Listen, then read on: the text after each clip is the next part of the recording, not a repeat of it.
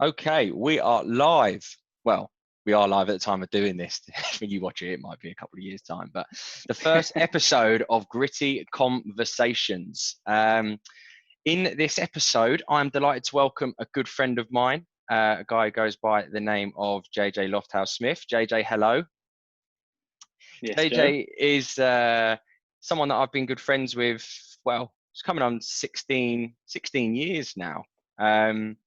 And one of the reasons I want to get him on the show is, I've known him not that length of time, but in terms of, I know the experiences that he's been through. He's lived in another country. He's become a father. He started a sort of an online sort of hobby, which I'll say without any sort of disrespect, because obviously I appreciate you've got another job that you do full time. And, some of you will know this person, like you know us, right? I think that's sort of the irony of this, is that you're going to have an opinion of us, and it's fair to say, JJ, as one of your best friends, I would say you're quite a private person. Don't think I'm speaking out of turn with that. Yeah. So I want to really thank you, just first and foremost, because you're stepping massively out of your comfort zone, and you're supporting me, and you're talking about really personal topics that, like, I don't even think I know all of this. And so people thinking like, oh, is this like staged and is this pre-recorded? Like, the answer is no. Like I said to you, I'm not going to jazz it up. I'm not going to, put lights on it. There's no jingles. Look at the headset I'm wearing, man. This is real as fuck. And I want this to clarify this one thing, right? I'm using a work laptop for this. This is a work headset. Just, I know, like, we're still talking about doing things for clout. So just for clarity, like, I do own a pair of AirPods. They actually are. Look, there's AirPods in there. Like, when I go for a I didn't let him walk. borrow the case. Yeah. When I go for like a walk and stuff, obviously, like, I've got to have the AirPods in. I can't be walking around with this headset. But hopefully it's for the sound. Right. So, look, let's just sort of start off. Let's set the little scene a bit here. JJ, for people who don't know you, and actually people who think they know you, just a little bit about sort of yourself now, your age, what you're doing sort of in terms of work and everything now. Yeah, so 28, hairline probably says a little bit different, but we move. And I work in finance, so wealth management. A few people, go straight over their head, or there's lack of interest in there, which is completely understandable. It's a field that not everyone knows people that are in it or has a lot of knowledge in it. But pretty much, I work in private client advice. I deal with high net worth clients, reviewing their assets, and wealth management is a longer picture. It's not a quick, return, quick investing in shares. It's looking at someone's their picture, their story, what they want to do with their life, and then just making sure their finances work with that. So that's the industry I'm in. So it's fair to say that you have probably a fair bit of exposure to, I'm just going to say rich people, right? Because I know people will be like, oh, you can be rich in time. But, like, let's just keep it real. Like, when we say rich, we normally mean, obviously, the currency of money. So in terms of Yeah. day-to-day dealings that you have, what sort of wealth category of people are these that you deal with? Yeah, so company policy is we only deal with individuals who have at least $250,000 in liquid assets. So this is outside of money like locked away, money in properties, that doesn't count. We're on about, money in your bank accounts, ISAs, general investment accounts, pensions, money that we can actively manage. So naturally, when you get to an individual who has to have, 250K at the side available to invest, you're going to be dealing with high net worth clients, not the super wealthy. We have, clients here and there will invest like millions, but we like to call them the millionaire next door. That's what their kind of company policy is. Okay. And these sort of people, when you say about their story and what they want to achieve, is it a case of that, are they wanting to just leave for their family? Are they trying to leave for their kids? Is it a case of, do you find a lot of parents, their aim is to leave money behind? Yeah, so it really is just different. Every person, as I'm sure, you come across people in life, you're going to get different people on here as well. Everyone has a different story. And it's also the same when it comes to their finances. You know, we're unfortunate to live in a society where, you know, we don't get education on finances. I mean, who really understood the concept of a credit card until it was too late? Or, you Mm. know, some people are fortunate to have parents that really can educate them on finances and money and stuff. But, you know, at the end of the day, a lot of people don't. You'll be surprised the amount of people, you know, I've helped my parents, you know, family, friends, just general advice and stuff. Because, you know, if I asked someone to pull out their pension statement and tell me what they got, of course they're not going to know. So it's at no one's fault of their own.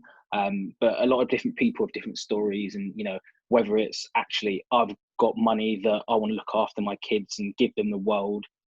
How do I do it in the most tax efficient, or in a way that means they inherit as much as I've got? Or some people say, you know, my kids have done amazing for themselves. I just want to live well in retirement. I worked hard. Other people, you know, we get some people just say, oh, here's $250,000.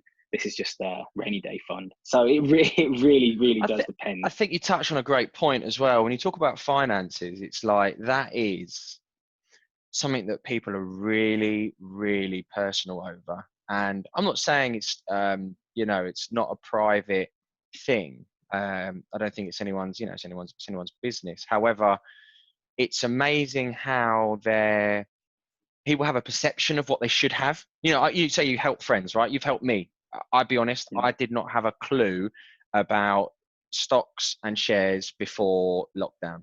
I sort of knew of it. You know, I watched sort of Wolf of Wall Street, and you think to yourself, like, oh, I'd love to be a trader. I You could do do though, that. but Yeah, yeah, yeah, yeah, yeah. You yeah. watch it and you just think, wow, like strippers, like, you know, like that would be ledge. Like, yeah. And but again, it was the fascination with the money, because that role is associated normally with bundles and bundles of cash, right? It's not, you're not thinking, oh, these people are helping people. You're thinking, oh my God, I don't really know what they do, but they make a shit ton of cash. So actually, like films like Wolf of Wall Street sort of glorified, I guess, what people do. I'm not saying there isn't money to be made there. Clearly that there is, but until like lockdown, I didn't have um, any idea, you know, and I wanted to sort of dabble with it, because every single person you sort of speak to who's got wealth, or sometimes you speak to some people's parents, or sort of say older, wiser heads, and they're always like, oh, you need to invest, you know, you need to invest. And you're sort of like, in what? Like, Yeah, yeah, what do I invest in? Like, I don't. How do you know what's good? How do you know what's bad? And you know, that's the hardest thing that I thought was like, what do I do? And the other thing I thought was that you go on these websites and they're like, invest 5k, invest 10k, and I'm like, I don't have 5k in savings. I don't have mm, £10,000 in savings. Like, you know, I'll keep it fucking real. Like, I have on my savings, I reckon is probably £120. Like, there you go. Like, there's no yeah, secrets. Like, I've never saved, but because the lifestyle I've given myself, I've always kept myself on such a like a small like a small budget of, shall I say, like expendable income. I had, you know, I had good money coming in, but I had a lot going out. And yeah, it actually means that people have money, but they don't have that like expendable income. It's one of my biggest yeah, frustrations with life. Sometimes I want to do stuff, but you can't justify it. And it's like, you know, before, what I would do is what probably everyone else does is like, oh, I'll just get a credit card, because where I work in sales, I'm like, oh, so I'll get commission next month and pay that yeah. off. Have a good month. And Yeah, then the next month it goes, yeah, and then it snowballs. And before you know it, you've got like 5-6 grand in credit cards, and you're thinking like, decent. Like, so where am I going to get, you know, um, anything to invest from? I mean, it was only from talking to yeah, you that you made me go and look at an old pension that I wasn't putting anything into, at an old company that happened to have sort of, I think it's £3,000 in it, you know, from when I yeah, work, contributions that, you know, again, you're oblivious. I had no idea that money was there. And then I obviously got it, you know, you helped me set me up in the sort of an account. And I actually really, I actually really enjoyed it. It gave me something to do during lockdown, to be honest, just trying to understand it. And without you, I mean, you know, I'm not just saying it because you're here, but you definitely help with advice, because I think people on purpose use terms to make it fucking confusing. yeah, Like, they try to make it almost so like, I think like not everyone can do it. And you have them people, and you know, I promise to keep it real. This fucking pyramid shit about like, oh, give me a quid, and then like I used to work in Morrison's, and now I've got a gold-plated Ferrari, and it's like, fucking hell, mate, Yeah. I'm working 40 hours a Those, week. yeah, Like, like that stuff isn't real. I mean, like, you know, like I said to you as well, you know, we're talking about having savings and stuff like that, and you know, I brought it up to you, and there was that statistic where it was something like a third of Brits have less than 600 quid in savings, yeah, that which blew my mind, that stat, mate. that is a lot of people. And then it's something like 1 in 10 people have no savings at all. So when you look at that, when you listen to that stat, you realize how many people are actually in the same pool as you. Yeah, but you'd never like, you know, you'd never Yeah, want to but you'd never say, would realize you? that. Like, and I Yeah, see, like, it's crazy because you see people and you think to yourself, like, you work out people. Maybe I do this, right? And this is a fucking 100% something that I've noticed during lockdown, and that one of the things that I'm trying to change. You look at people and you try and like, you try and work them out. You think, figure okay, them I out. know what you do. Like, I can guess what you earn. I see what you've got or what you show you've got. And like, I sit there and think, like, I scratch my head with some people because I'm thinking, you probably earn the same basic salary as me. Like, you've got the same things as what I've got. Yeah, I see you wearing like 600-700 pound trainers, but like, that's like a third of what you earn in a month. Yeah, but Like, you also got to remember that nowadays, you know, as we said, people have instant gratification. You can get something and pay it off across X amount of months. What's that new thing? Is it Strava or oh, the something? No, not Strava. Klarna. Klarna. Yeah, Yeah, mate, yeah, you can Klarna. Klarna, right? I'm not like knocking it because everyone's situation is different, but you can Klarna like a Yeah, Boohoo t-shirt, £8. And it's like, oh, pay £2.50 a week. And you think to yourself, like, yeah. okay, I'm And not I being mean, funny. Are you that like desperate we for an said, £8 t-shirt? yeah. I mean, like we say, you know, there's nothing wrong with it. Different situations. People, you know, they might think, actually, now, you know what, I'm going to take that money, do X, Y, and Z with it. But, you know, yeah, you just have to be real in your situation. And that's the first thing when you want to try and get on top of it, on top of your, you know, your finances, get control. That's the thing. It's just Yeah, having control over it, knowing exactly what you got to do. You do have to weigh these things up.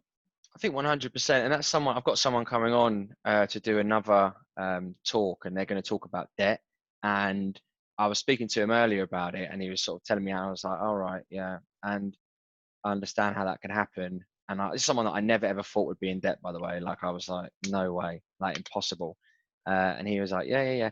And he had a great bit of advice, which, do you know what, I'm going to steal it from him and say it now. About sometimes you have debt spread across multiple things. You're better off trying to get one person to help you and only paying one person, rather than, Yeah, you know, when you've got numerous things coming out, you're like, fuck, got to pay this, got to pay that, got to pay this, I got to pay that. Where if you get someone to help you, whether that's a friend or a family member, or, you know, you can consolidate that debt to one payment. It's a lot easier to manage because some of it is just actually accepting you've got it and you just got to deal with it. yeah, Like, you know, it's one of the things that I set myself was like, right, by the end of this year, I'm just paying off my credit cards. Like, well, credit card, but it's just like, you know, I'm paying it off. You know, am I going to cut it in half? I still get scared, man, because it's like, what if? yeah, You know, it's like I'd rather put £100 on a credit card than say to a friend, "I'd give us 100 quid," because mm, it's like keeping up appearances. It's like, again, and it's like, why do you do it? Because if one of your friends came to you and said, "Can I borrow money?" Like, we've all had friends at some point ask us, and there's some friends that always ask, and you think, "Fuck me, he's got some front." Like, and yeah, then there's others that you're like, there's something bigger going on here, because it takes a lot for you to come to me. And yeah. and most people, I don't really know anyone that has, you know, that would say no if they could. You know, not Mm. everyone can, and again, that's not the end of the world. Some people are blessed with different things. You Some know, people, one thing that sort of like carrying on for that topic, and like, you know, you use your credit card for a backup and stuff, and which is, you know, which is perfectly good, especially seeing as like, you know, you know, you have your own property, something goes drastically wrong, you know, at least, you know, you're in that position where you can be like, bang, put it on the credit card. But one thing that yeah, has helped me massively is you can set up savings account online in minutes with £1, right? hmm And I, I love statistics. I love numbers. That's why I work in finance, right? Statistically speaking, people are more likely to save and not touch a bucket if it's separate and if it has a name on it. So I have multiple different savings accounts. I've got savings account for my son, and I don't want to touch money that's for my son. I've Yeah, got yeah, yeah. a savings account that's emergency funds, so I know if anything crops up, my car, anything, bang, can do that. I've got one for holiday, rainy day. I've got one, yeah, God, no like wonder you never buy a drink at the bar. Fucking hell. you've already got four in your hands. That's why. So I've got a few different savings accounts, and I also have like direct debits. So I get paid last working day of the month. So I've set up on the first of every month direct debit. So as soon as I get paid, the money goes into them accounts, and then I also have a separate account. So I have Nationwide, my main bank account, and I have Revolut, which is in my wallet for my everyday stuff. I pay myself an allowance. That's really So I interesting. give myself a set amount of money each month, and I may go out and do a big portion of it in one weekend. You know what? Then I've got a firm for the rest of the month that Yeah, this yeah, is my yeah. pocket But money, it's because having you the don't want to be strength. dipping into other stuff. Yeah, It's it having the is strength tough. to I'm say not gonna no, lie, in it it. is tough. Like, Yeah, completely. The environment. People. Not so much now during lockdown, but when people are like, yeah, let's go. I mean, after work drinks, especially working in central London. Yeah, I'll get around in bang. What? That's 4 drinks. You're talking 80 quid easily. yeah, Like, but you have to just justify it. Not every day, like, go for drinks. Like, it yeah. is, yeah, it's a little bit of weighing it up and sacrifice, but But I think it's because you there's know, probably a greater there's a greater thing at hand. Like, if and there's nothing wrong with going for like a drink. Like, people that know me, yeah, of I'm a course, social person. Like, but there is a way that you can build a balance in. Like, there is some. I remember, especially like when I was younger, like, oh mate, I would go to the opening of an envelope. Like, something was opening up, mate. I'm there. yeah, yeah, Like, yeah, literally, I'd probably like the bouncers like, fuck me, like, you here? I'm like, yeah, I'm here. I love it. Probably think I work there. But as you get older, you start to think, all right, I know what this is gonna be. Like, most nights out, I'm not saying they're not good, because I think it's the people that make them. Like, venues are great and they're great for like stories, and it's always nice to go somewhere new. But most nights out will always have the same sort of theme. And I think it's really good to spend time with your friends and everything else. But yeah, when you get to a bit, I think, of an older age, it gets slightly easier to say no.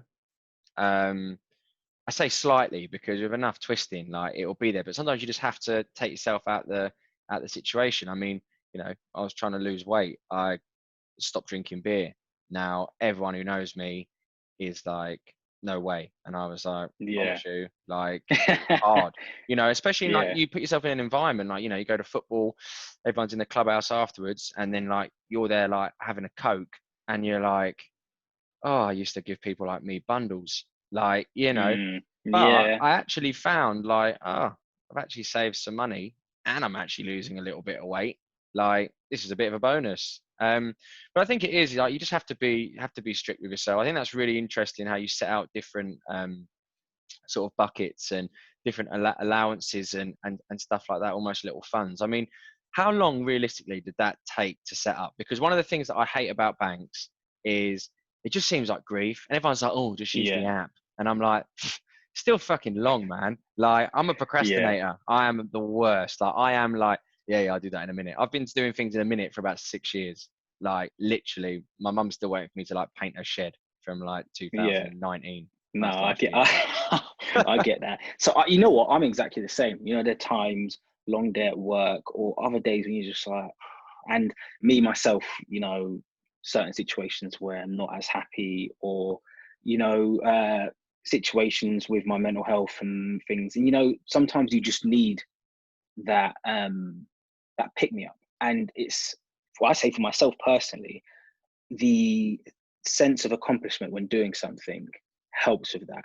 So when it gets to a weekend where I know I've got a bit more free time, or I'm off for a random day, like sometimes now and then I have like random admin days off work, just so I have a list. And it's going to sound nerdy, but on the notes on the iPhone, you can do a checklist. So I can write notes. I can write a list of things that I want to do for the day. And for me, this is part of my OCD and stuff like that. But doing something and ticking it off that list just makes me feel so much better, so much better. So in regards to like what you're saying, like there was a couple of days where I was like, man, I need to get all this sorted out. Like I'm dipping into this and I don't really know what I'm doing and stuff. So I thought, nah, let's make it clear. And like I said, mate, you can, for example, like a lot of mine's on Nationwide, so I can't really speak about other banks and how easy it is. But literally, all I did was go in there, create savings account, transfer a quid over, rename savings account.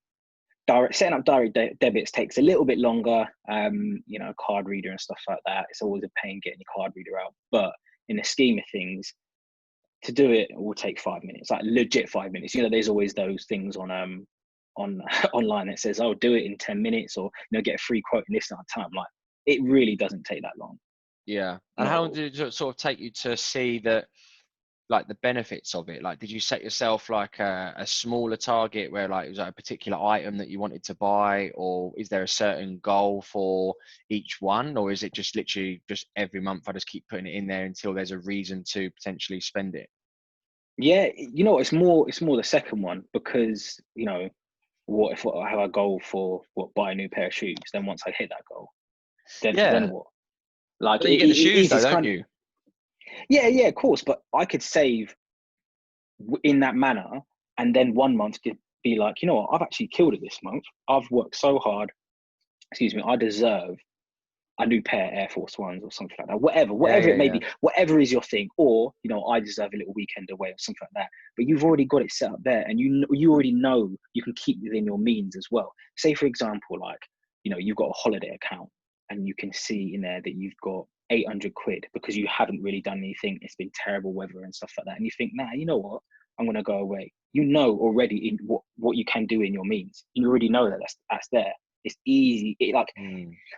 I try explain, it's funny, I try explain to, like, for example, my younger sister, about being tidy, because I am very, very OCD, where she is like other end of the spectrum.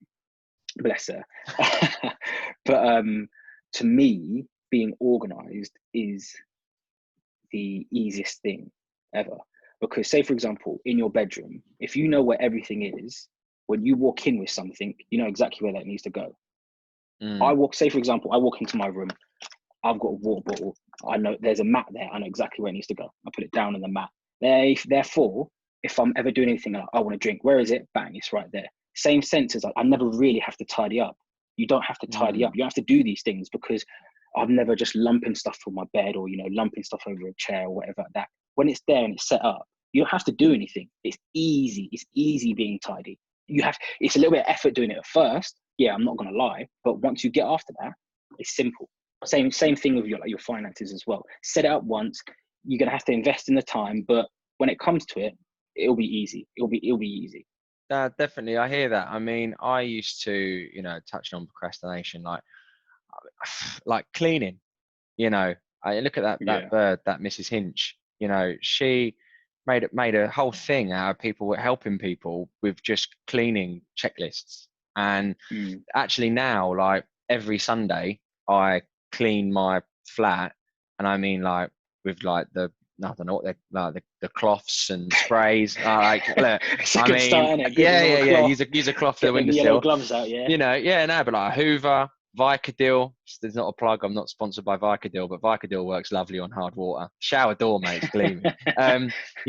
Like it's amazing afterwards how you feel. Now that probably takes me, I would say, an hour, but Mm. like hoovering, dusting, and it's just once everything's done, you feel like you can relax. Now I don't have OCD, far from. But is that something you've always had from when you were young, or because I know people that sometimes use OCD or like structure to help them deal with like mental health and stuff like that. And I heard you touch on obviously mental health earlier. So Yeah. the two go hand in hand? Did one come before the other?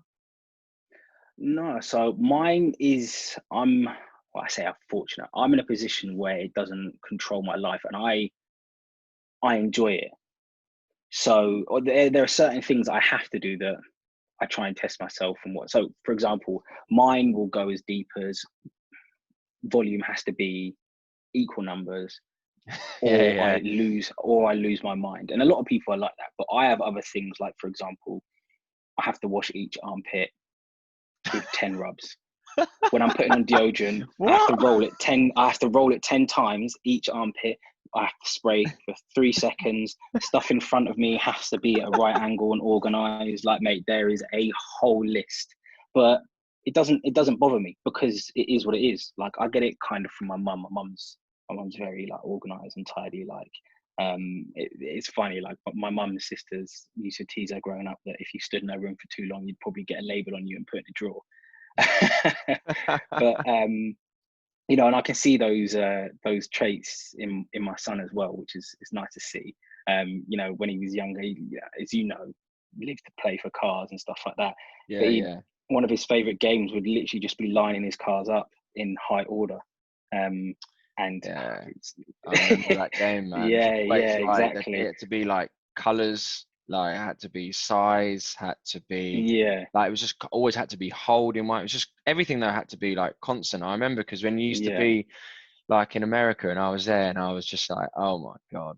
Like, and you'd move like one car and you think they wouldn't notice, and he would just have like a paddy, bless him, and I would just be like, Yeah, but then like you say, it's what you're surrounded by. You know, it's what you pick up from. yeah. You know, it's genetics. I guess some of that stuff is genetics, and I think it's actually quite common. Like, I think there's a fine Mm, line between like being properly OCD and having structure. I think structure is really yeah, important. Like, I'm a mm, absolute routine, mate. Like you. yeah, People who know me will be able to know where I am at certain days of the week just because of it, like a time. That's pretty much like, I drive the exact same roads to the places that I'm going. And that happened even when yeah, I was school. Like, I didn't even know this when I was young. My mum used to say the same thing. Like, if she drove a different way to school, I would have a meltdown. And she used to be like, "What's wrong?" I'd be like, "Oh, this isn't the way we go." Like, like there's some 8-year-old yeah. just having an absolute like nut in the car because my mum like had to do a diversion. It used to Mm, completely throw me. And even to the extent of, when I go to work before lockdown, I used to have to park like in the same parking spot. If someone used to park in my spot, and it used to come like a running joke because I stupidly shared this with people tried to like race me into work and park in my spot. And I would be like, I can park somewhere else, but I can't just swing in and park. Like, I'm like, that's where I park. Like, I have yeah, to think yeah, about where to go. I'm like, where should I park? And then you've got like 3 or 4 cars behind you, and they're like, you all right? And I was like, just trying to choose where to park. And they're like, yeah, what? Like, but I think it really helps. I think that's why you get so nervous sometimes when you go to new environments, because it's like a new routine and you don't know what to do. At the end of the day, like, humans are, very close to animals. Like, we're better, I think, when you know what you're doing. You can yeah. be a I free mean, spirit, but it's structure's important, I think. yeah, and unknown is scary. Like, you touched on, like, moving away or anything like that, or when you first have a child, like, the unknown, it can be scary, of course. Yeah, I mean, touching on that, I mean, I don't really. It's hard because it's everywhere, right, at the moment, and it's really sad because it just seems whatever medium you turn on, if you turn on the news, you're gonna die. If you turn on social media, unfortunately, you're just, you can't basically switch off from some of the awful things that are happening in the world. And you know it's a tough one, because I think as a regular person you can try and do your bit to share awareness, but it's almost like you feel a bit like, I don't really know what I can do here. But it was just constantly pushed on you all the time, and it's like, I don't feel like I can make a difference. All I can do is say that, like, I'm anti what's going on. I mean, you're the only person I know who has lived in America, and Mm. I, I think it's just important. Like, what you see on TV, and we see it all the time, right? And I think all of us now are waking up to the idea that what you see isn't actually always true, Hmm. and it can have a slant on it, whether that's the right slant or the wrong slant. But I mean, did you see it? I mean, you were in Florida, weren't you? Yeah, yeah. So was there, I mean, in schools, in the local sort of community, like, did you experience like any type of racism, or was there an undercurrent there at all? Yeah. So with America, um, one thing you got to remember is just the size of that country. You really need to just respect the size of that place. Like I was there for 4 years, and I only really got up and down the East Coast, bit in Central, and a few other places. Um, so what happens is you get these small villages, towns of people who stay together. They all go to school together, and it's not until they pack up and go to uni, college, or whatever at 18 that they actually get introduced to, certain people. I went when I was over there. I met people who at 18, 19, it was the first time they ever met a black person. So their Wow. perception of someone is of the media. And when the media isn't necessarily reporting things correctly, or they're having undertones of a group of people, it's easy for them to have certain prejudice against people. And my time over there, I was asked ridiculous questions. Like, I mean, don't get me wrong. Like, America is an amazing place. If you've got a setup and you're in a structure, an amazing place to live. If you haven't, it's tough. But like, I was asked questions from people, they're like, okay, so you're from England. I'm like, yeah. You got an English accent. I'm like, yeah. They're like, so how are you so tanned? I'm like, I'm mixed race. I don't know what you mean. I'm like, well, I'm mixed race. And what do you mean? I'm like, well, my dad's from the Caribbean and my mum's English. So, and I'm born in England and I was raised there. Like that, I don't understand how you can't like comprehend So that. they just thought you were But a really tan white person. yeah. And to the other end of that, Jesus I had Christ. someone that said to me, "Oh, I didn't know that there were so many African Americans in England." I'm thinking, It's just you, ignorance, isn't it? It is yeah, almost like a lack of intelligence, but I think it's not necessarily, I think that's harsh to say intelligence, because I don't brand intelligence as like what you score on a test, right? Because I think nah, of everyone's course not. intelligent about the subject matter that they know. I think it was what Mm, you're saying by the sounds of it. It's just education and exposure. yeah. Or something like as simple as, they don't teach geography, or it's not mandatory to teach geography after junior school or something like that. So, I know someone that that said to me, they openly said to me, I couldn't pick out the UK on a map. I had someone ask me when I was ordering food, "Oh, where's your accent from? Are you from Australia?" And I was like, "No, no, from Mm. England." They were like, "Oh, okay, close enough." I'm thinking, close enough. Yeah, wow. I mean, like Yeah, 90% of Americans don't actually leave America. I think it's something like 90%. Oh, it was used to be a stat, and I mean, it's probably different yeah, before and someone I tells think me I I'm think it's wrong. something Like, like 50% of Americans don't have a passport either. But I mean, then again, the you can sheer do size of the everything though in country, one yeah, you can do country, everything can't there. you? Like, and there's Yeah, people in you the really UK can. that don't leave. There's people in the UK Yeah, that will go on holiday in Cornwall or, in like Wales. And it's funny really because, that used to almost be a thing, when you were growing up, people were like, where'd you go on holiday? And if someone was to say like Cornwall, you'd be like, what? Like, yeah, don't go like abroad. But, it's just sometimes what your idea, I guess, of what the norm is. And it's because it's like either mm, everyone that you knew when you grew up, depending on your circumstances, had a certain type of holiday. You only know yeah, what you're exposed to, right? Like you can't, and I think it's just, there's nothing wrong with being like, when I was that age, like, how you thought when you were younger is based off the exposure you had at that time in your life. Like, you yeah, can't really be mad at someone for that. If someone's got full exposure or full knowledge and then makes a decision which is, say, a stupid decision, it's like, okay, I struggle with that. But sometimes people, when they first say things, people just jump on them and they're like, oh my God, like, and you think to yourself, well, hang on a second. And we all do it. Like, we all fucking do it because you just assume that everyone has the same sort of like baseline as you. But sometimes yeah, you ask people and say, why did you say that? They'll be like, well, I didn't know.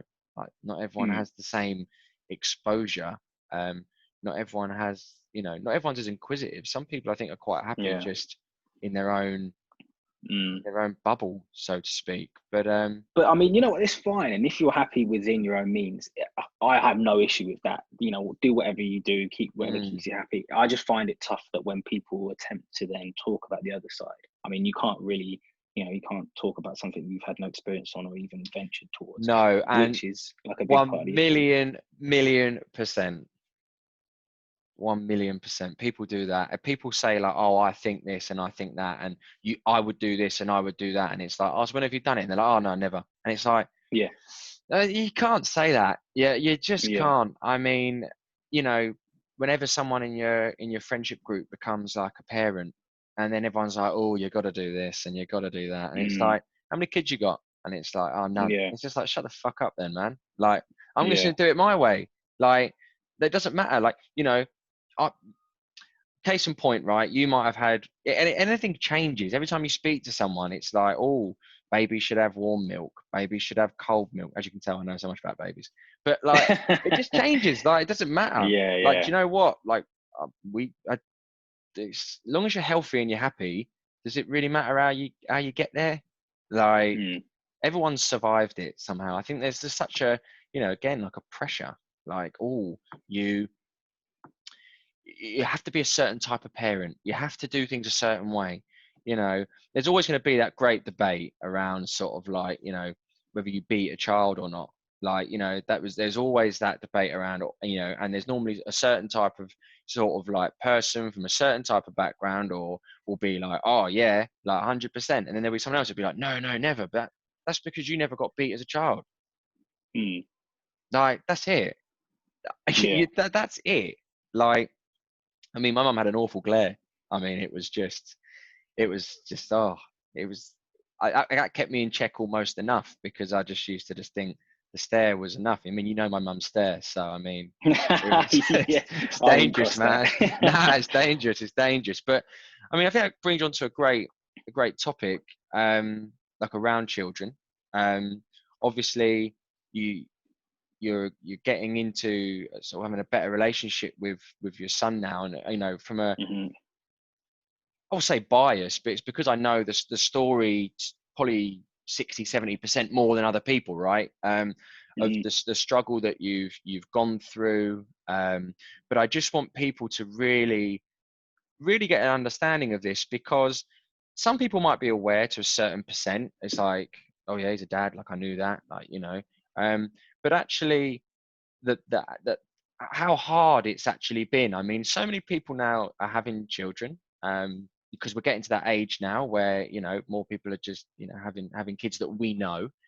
And I think some of them separate and they're individually in individual homes, but they raise their children because they share the same morals. I don't think you have to live in the same house or be together to raise children. I think that's quite an archaic sort of view. um, However, and there's always been the sort of stereotype sort of, like baby mum drama, but there mhm. is sort of no one ever really thinks about men, and no one ever really thinks sometimes about what a guy is necessarily going through. So if we take this back, how old were you when you found out you were going to be a dad? So I was 19, and then I was 19 also when he was born as well. So 19. So from Yeah. from finding out you were going to be a dad to your boy being born, what sort of, how long did you actually know? Uh, I can't remember off the top of my head, but it was a very short period of time. It was like quite later on in the pregnancy, I was told. Right. So I mean, you were supposed to be going to America now, or were Yeah, you yeah. So I was pretty much everything set up, visa, flights, literally everything set up. I was 1 foot on the plane. It was like pretty much just before. fuck? And I mean, just what went like through your mind then? Like, obviously, because you've got this great opportunity to go to America, um, but then also you've got you found out the news that you're going to be um, a dad, and that's a that's a hell of a, like, sort of a crossroads to be at. Like, what was your your thought process in what you what you wanted to do? Well, immediately it's kind of like, you got to be selfish but unselfish. As soon as you have a child, life moves forward in an unselfish manner. Um, but I mean, for me personally, being a father, I didn't have any fear, and I don't have any fear. And in regards to having more kids, there's no fear. I just want to do it right this time. I say right. I would like to do it in a different structure. Hmm. Um, um, I come from a big family. My mum's got 5 sisters. So naturally, when you grow up, and I think there's 21 grandchildren and 8 great grandchildren. So naturally, you're not an 18-year-old stuck with a 5-year-old. You're different groups, all there. I'm there with cousins and family and playing at the same time as looking after like a 1-year-old and making sure everyone's okay. So, and then, there's quite a big age gap between me and my siblings and then my younger sister. So I was always around kids growing up. So I've never had any issues with children or kids. So, and I also see myself as very fortunate. I've had family members who've struggled with actually conceiving and had to go surrogate. So for me to be in a situation, even though I'm 19, to have a child, it is an amazing blessing. Not everyone's even fortunate to have a child that's healthy. Or a Yeah. child to get first the initial part of birth. So again, extremely lucky. But the initial period in regards to like moving away and stuff like that. So a lot of people, well, I say a lot of people. So some people only know so much as like the football side, but it was the educational side there as well. My dad coming from the Caribbean, not really giving a lot of opportunities education wise. He was very strict on us growing up. Get your education. If you play football, you'll be good at football. No one can take away your education, but you can break your leg, you can do your knee. I mean, I had knee surgery when I was out there as well. So Hmm. he was always pushing the education. And I was fortunate enough to be given a full scholarship to study, play football, and they were going to pay for everything. And I'm on about, they paid for my housing, my tuition, books. I had a book scholarship as well. They paid for my food. I think the only thing I had to pay for was my flights, my health insurance. That was it. And it was a family discussion. Obviously, my son's mother involved, and she then was very integrated into my family. Live around the corner, close friends with my sister, close with my mum, close with my dad, like everything. So Hmm. it was a family decision. As they say, it takes a family to raise a child as well. 100%. So I went and I knew that I had support from family, and I was also very fortunate to have extensive periods of time where I was back in England as well, where I was just with him non-stop. Didn't make it any easier. It was extremely tough, not only moving to somewhere else, but missing this child and whatnot. But I did it in a sense of bettering. I better myself. Putting myself in a position where he's got someone to look up to. You know, that when I come out of it, when he hits that age, I can fully support him. I can fully support my family. Like that was the whole. That was a whole thing. That was a whole like mindset behind the decision. Hmm. I went over there. Football took me over there. I now have no uni fees as well. Football also, took me to a point of going to the country that my dad was born in. Involved in the national team for a brief, small stint there as well. And what, football, it didn't work out for me, but I've got no regrets, because what, I got a degree out of it, and I'm now in an amazing position. I'm healthy. I can look after my son, help my family out, and things like that. So, you know, I would never want to be singing my shoulda, woulda, couldas. And right now, I know I can look back and say, what, I've done it. I supported my son.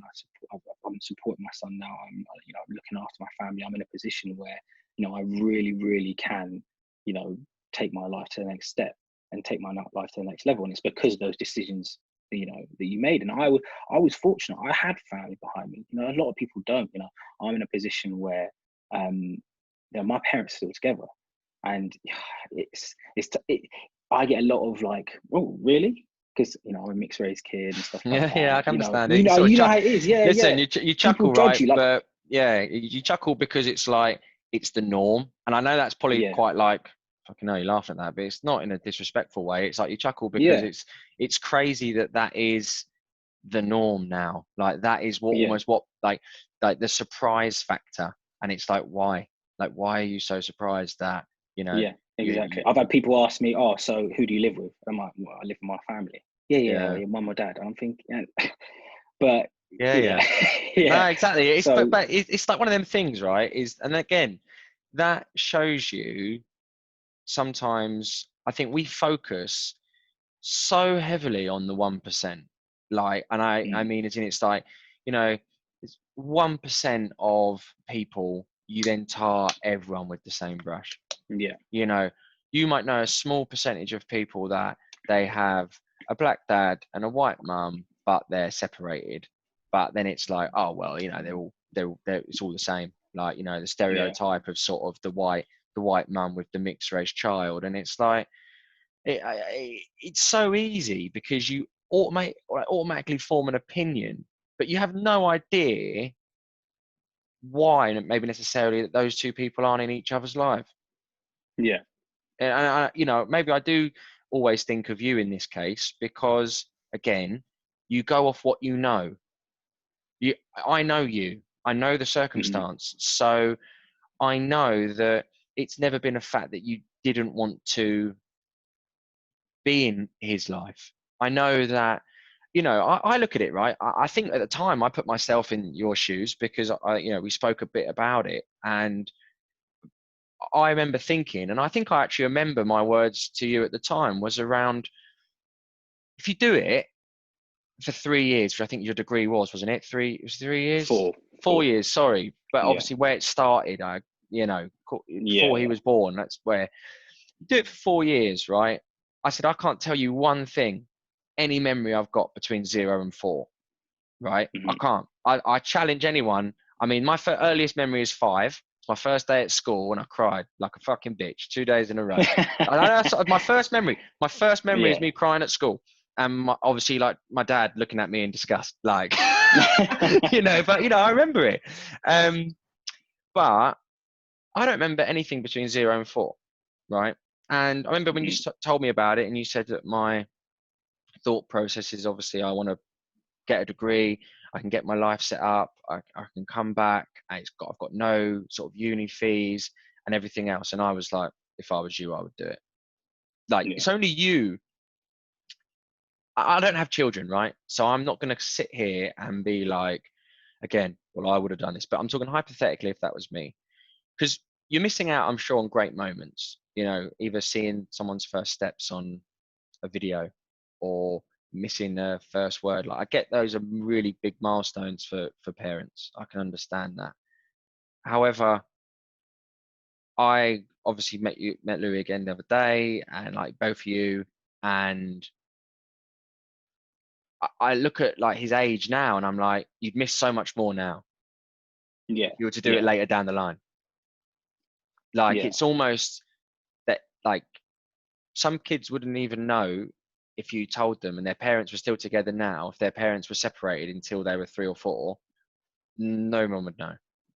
yeah, So I completely get that you've put yourself in you saw yourself as putting yourself through the pain, um, because I think as a parent you make sacrifices, right? mm, That's what my parents have always said to me, like, oh, we sacrificed this for you, or we did, you know, you, like you said earlier, it's the most unselfish thing when you have a child because you don't put yourself first anymore. So I think the action that you done was not was not selfish. I think you know, you actually gave up on 4 years worth of memories to be able to give your child potentially a lifetime full of dreams. Now, that might sound fucking corny, but that's the truth. Like, that's what's mm, real about it. Because what would have happened instead would have been probably you would have stayed in the UK, and, like, you know, I'm not throwing shade, we're just keeping it fucking real. You were working in Burton's at the time, you know, just getting through job, you worked there from college, like, what would, like, do you know what I mean? Like, versus what yeah. you know, you could have stayed there and gone up and store manager, or you would have, but if you wanted to go and work in finance, like I know you wanted to do, you'd have had to go and get some type of qualification for that. At some point, anyway. Yeah, So, you know, I think what you did was fucking brave, man. And I mean, personally, like, I know at times, when I spoke to you, you found it quite hard being away from him. And I mean, how, like, at what point, do you mind me asking, like, was there like a particular, whilst you were away, like a really low point? Like, was there one specific moment that you're like, oh my God, that was the lowest of the low? Yeah, so probably my second, so just before I left in my first season, come back, and then I'd done something to my knee. I had to have an MRI scan, and then I'd actually torn something in my knee. So they didn't want me to get surgery in England because we had a doctor, team surgeon. So I had to wait until I got back to the US, and then we'd go out early for pre-season. So I come in, landed on the Tuesday, saw the doctor on the Wednesday, had surgery on the Friday, and on that Saturday, pre-season started. And I had to sit there and watch everyone do pre-season. Mm. And it's like you do like 2-3 sessions a day, like it's all set up perfectly. And if you think about it, everyone's exhausted. So I was there watching them, and then when we'd get back to our apartment and stuff like that, everyone's sleeping, everyone's chilling. So I was then alone then. And having your leg wrapped up, being unable to play. The whole reason I was there was like kind of like for that, you know what I'm saying? So to then be missing him on top of that, like having like trying to recover from the surgery and rehabilitation, they're very, very good at the whole sports science side of there. So that was extremely tough to get back onto the field. Extremely tough, extremely tough. I was battling it. And it was hard. It was really hard thinking, why am I here? Why am I doing this? Like, and then it gets to the Christmas break before I'm flying home. And, you have a meeting with your coach because a scholarship's only a year by year contract. So at any point Okay. they can just take that. Yeah, it's not the 4 years. It's literally a year by year contract. Oh, so if you have like a shit year, they can just be like, "Cheers, mate. Like, we're done here." Yeah. Yeah. Oh, I It never happened knew to that. I friends and thought it stuff like was that. just like Yeah. a signed thing. I mean, I just thought, oh, right, Nope. it's just like uni. Nah, a year by year contract. So, guys have to move and go to other places. And I'm talking about my uni fees of 50K. So if I was to get a reduction, for even some guys, it's normal, some guys to get like a 10% reduction or whatever, or 20%, you're talking 5 to 10K. I couldn't get a student loan for it or anything like that. Like, what was I meant to do? So it was a battle. And I went in to speak to my coach. And, you have a little, meeting with your assistant coach and you have a little chat with you. And then my coach was like, what are you saying to him? Both of you come in here. So they brought me in and he was like, look, you're studying finance. I'll give it to you in a financial terms. You're a very expensive asset that I have had minimal return from. He was like, either you sort yourself out when you come back in the new year, hit the ground running, be first in all your races, first on the pitch, last one to leave, do all that. Otherwise, we're going to have a very difficult conversation come summertime. Wow. Yeah, like, and that was the last conversation I had before. And like, it's that's just life. It's real, He was real with me. Yeah, he kept it real with me, which I can't fault him for that. I think when But people it was give you real tough. It made stuff, it tough. it's hard. Yeah, But then with yeah, hindsight, you look back and go, I appreciate you. yeah, yeah, completely. So, and that was when I was really like, man, I'm taking a battering here. In my head, I'm thinking, come on, man, I've had surgery. I fought back to come back into the team after surgery when everyone's fitter than me, missing my son. And then I get this, and I was like, do I really need this shit? But then I think it was a conversation with you as well. And it was just kind of like, if you give up now, all the time that you spent apart from me was for nothing. And it really, Mm. really woke me up. And it was just kind of like, yeah, that's true. Like my whole thought process was to do it for him. So if I give up now, then all that was for nothing. And I nearly did break here and there. A few times, I contacted unis in the UK, be like, can I transfer my credits over? Will they still work and stuff? It is tough, but it was again like, it may seem selfish, but it was the unselfish thing of like, I wasn't doing it for me. I was doing it for him. I was Mm. doing it to be able to better him. So I had to put myself through it. Like I remember one trick I used to have. So we obviously the temperatures in Florida are ridiculous. You're talking about running, doing pre-season, everything like 35 plus degrees. Oh, I'll burn alive. I'd absolutely burn alive. Yeah, and it was tough. And I remember the one thing that I used to tell myself over and over again. this was when he was really little and he was starting to talk, and he would say, please, can I have some more? Like, you know, kids when they first start talking, he'd say, please, daddy, can I have some more? And I just told myself that over and over again, every run, every time. Like, it was 6 a.m. lifting, and you know, you got your coaches screaming in your faces, you got to go for it every time. You know, they're saying, yeah, another run. Every time you got to do this. Okay, please, daddy, can I have some more? Please, daddy, can I have some more? Just telling yourself. And you know, those are the type of things that just help you get over that finish line. You know, everyone has that inner thing that's going to help push them, and you just got to find that. That's all it is. Yeah, I think that's a great point. You need that, and I think, do you know what? No, not everyone's found that yet, and I think that's Yeah. what scares people, is that they're like, I don't really know. Like, I haven't got that, and you know, I don't think having a child's automatically going to give you that. By the way, you know, I'm just trying to clarify that before there's like the lockdown baby boom, and I sort of get some sort of credit for this. But no, I just don't. I think that was the circumstances that you were in, and that was sort of there wasn't a forever thing. That's what I said to you. You know, I said, look, break this down. Like, you sort of come back twice a year. So like, when you're 2 years down, you've only got to go back 4 more times. It's just 4 halves. You know, you just want to get to the next break, reassess, get to the next break, reassess. And I think it's, you know, admirable that you showed sort of, you know, mental strength, because, you know, a lot of people, I think, would have quit. And I think, especially if I was in that situation where what you're doing there, I mean, I get it, it's not just playing football, there was the education bit. I think if you weren't there sort of learning, and you were just playing, probably would have been easier to sort of throw the towel in, because you'd have been like, well, what am I doing here? Obviously, you said they did quite a lot of extensive stuff around sort of you as you know, physically rehabbing you.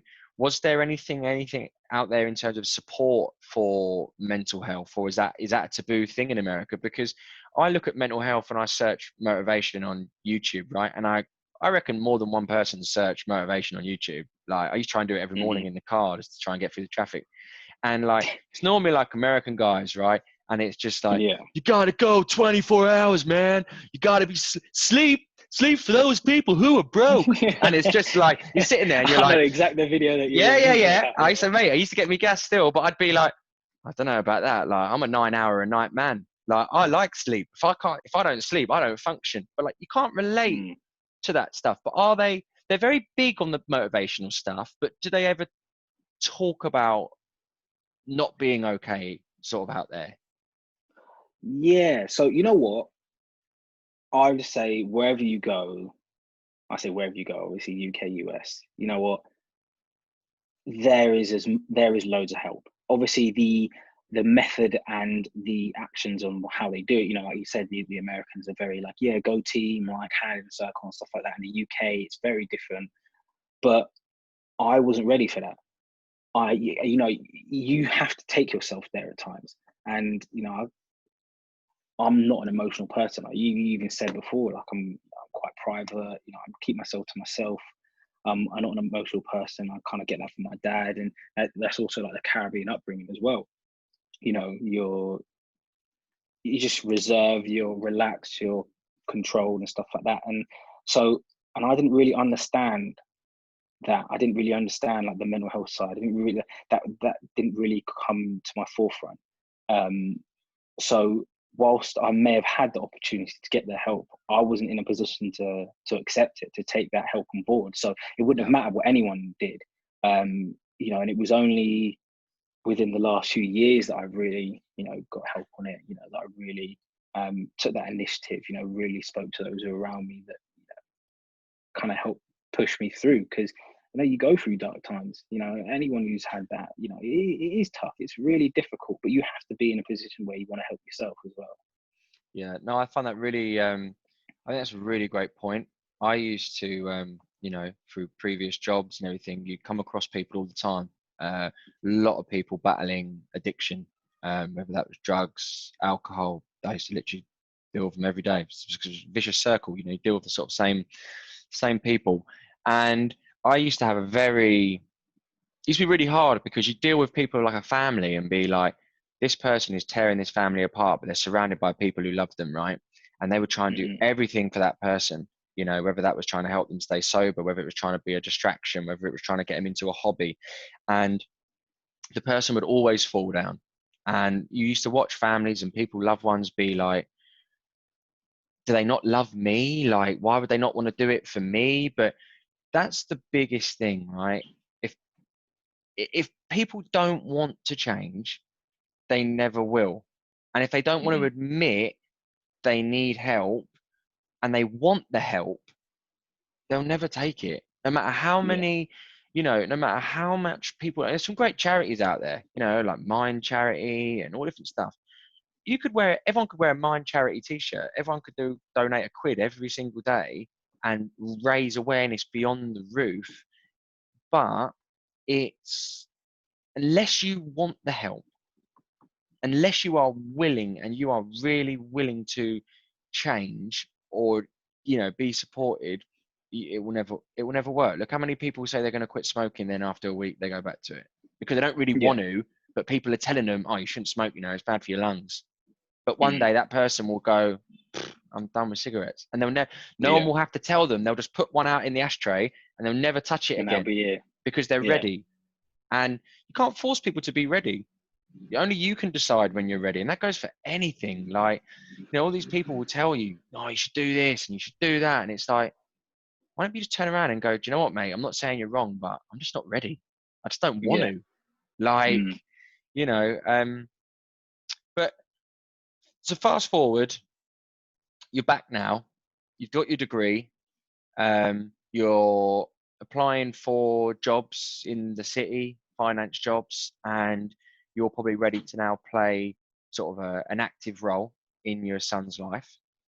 Um, what sort of awakening, I guess is the right word to use, did you come back to? Did you think that you were just going to come back and literally sort of come back in and be like, right, I'll do every other weekend and maybe a Wednesday, or what was your sort of, what were you expecting from it when you came back?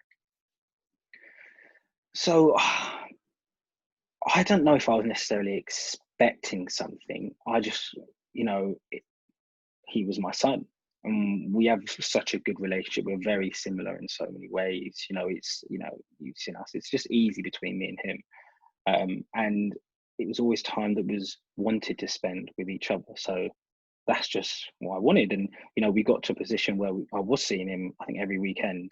And then I worked not far from his school when he started school as well. So I could pick him up. And, you know, I was heavily, heavily, heavily involved, you know, doing a lot of different things, stuff like that. Um, so I can't, you know, if I'm honest, I can't really, like the track, like, it was always whenever I would come back, the first thing I'd do would be seeing him. Literally the first thing I'd come back, and you know me, I don't sleep. So I'd, Hmm. yeah, I'd fly, and it was always an overnight flight from the US to the UK. So I wouldn't sleep on the flight, land at like 7 in the morning, and I'd spend the whole day with him, doing everything, anything. Then usually you drag me out for a drink that night, Good to be sociable, and mate. then I'm not being funny. yeah, When you say you used to land at 7 a.m., I fucking know because it was me picking you up from because you Gatwick. picked So me I up. know what time you used to get in, mate. Jesus Christ. Yeah. That's why you were coming for a beer to say thanks. So it was always from the get go. Everything was always involved with just being back and being around him and seeing him. So it was like that as soon as I got home. As soon as I got home. So yeah, there wasn't really. I didn't expect stuff, and there wasn't a massive transition. It was just like I've done what I needed to do. I'm here now. Let's just be father and son. Yeah, yeah, yeah. Yeah, it was that. Okay, so you're always like ready to sort of step up to the plate and sort of make up for lost time. And I guess now he's at an age where he's talking, and you're like say he's starting school, and you're probably really trying to make up for that time that you would have missed bonding with him. Is probably fair to say, right? Mhm. So what then sort of happened? Like what changed? Because I know that there was like a period of time then where you sort of weren't able to see him, you weren't sort of able to get him from school. And I mean, how long was that period of time that you sort of weren't then allowed to see him? Yeah. So before I get into all of that, I just kind of want to say, I'm going to be discussing this from my perspective, and hopefully that someone can say, oh, it's happening to me, they can relate to. So, they might reach out to you, reach out to me for advice or help. But in no shape or form am I ever going to slander my son's mother. That's my son's mother at the end of the day. I would never want someone to talk badly about my mother, so I would never do that to my son. So Yeah, no, it's 100%. yeah, of course. So I just want to, completely make that clear. So it was a parental dispute, and one day came along, and I still have had no explanation. She just stopped me from seeing him. It was always, as you do a text, I'll pick him up at this point or whatever like that. And I was going to pick him up and just got a text saying he's not available. Not available. Just he's not Yeah, available. yeah, something Just like literally that. just Yeah, a straight text. He's not available. yeah. And then all other messages were then ignored. And then I was thinking, what is going on? Like, and then it wasn't. Then I was like, is my son okay? Is he? Yeah. Is there something wrong? And then I got he's perfectly fine. And then I was just getting ignored, red buttons and stuff. Went round there, and when I went to the house, knocked on the door, and I could see him up in his bedroom, and he got come to the curtain, looked at me, waved, and I could see him. He ran, and then like misted tinted glass where you can kind of Yeah, like see by the through the front front doors door. and stuff. Yeah. Yeah, I could see him run down the stairs, and then she stopped him, and that will always stay with me. So yeah, I honestly don't know. I've been back for some time, heavily involved, doing as much as I can, and it was a lot of things were on her terms, and I didn't have parental responsibility. I didn't have something written, in stone, and I just kind of wanted that. I wanted to be able to, take him abroad on a holiday. I wanted to be able to open a savings account for him. I wanted to do everything and everything. And I don't know her reasons, but that just meant that she just stopped me from seeing him. And it ended up being, so I think it was summer when he was around 5.5. So I then didn't see him until just before his 8th birthday. So it was about 2.5 years. Yeah, 2.5 years. And that was really, really tough. Really, really tough, because at first, I knew what I was missing. And then you get to a point where I'm like, I don't even know what my son looks like. Yeah. There were points where, my mind was going crazy, and I don't sleep as it is, let alone when that was going on. And I was going days without sleep. And then finally I would manage to knock off. And the first thing I would dream about was him. And at first it's strange, because I can remember the feeling of happiness seeing him in my dream. And it was always the same dream of him coming up and hugging me. But then it's a strange thing, I'm quite aware when I sleep, but then in my head I was like, he's not a little child, he doesn't look like that. So I knew it was a dream, and then I'd wake up, and that was it. I'll just go on that cycle. I'd not sleep for days, and then that would happen, not sleep for days, and then that would happen. And it was a struggle, really. Just it was a real struggle. And the system isn't set up in any way to kind of aid a father. I had to go through mediation, which then went on hold for a period of time because she was then pregnant, and it was she was on valid grounds to put the mediation on hold, but which meant that I then didn't see him for even longer. I then had mediation. She then said that she would turn up, cancelled number of meetings with the mediator. Then the mediator then approved me to, actually to go through court.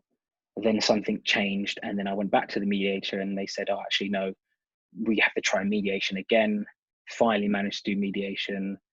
Then it took it to court, and the first court date.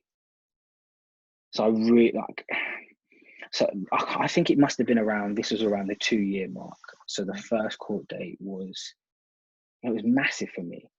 I didn't even know what my son looked like. I'd missed him for so long. Like, I just felt lost. I really, really did. I was in a dark place. Like, I love my son so much, and I'm a real family guy. Like, he means the world to me, and to not just be able to just share my life with him and just give him the world. It was beating me up on a daily basis, to the point where I went to therapy. I went to see someone, but me personally, I don't talk, so I don't talk about things.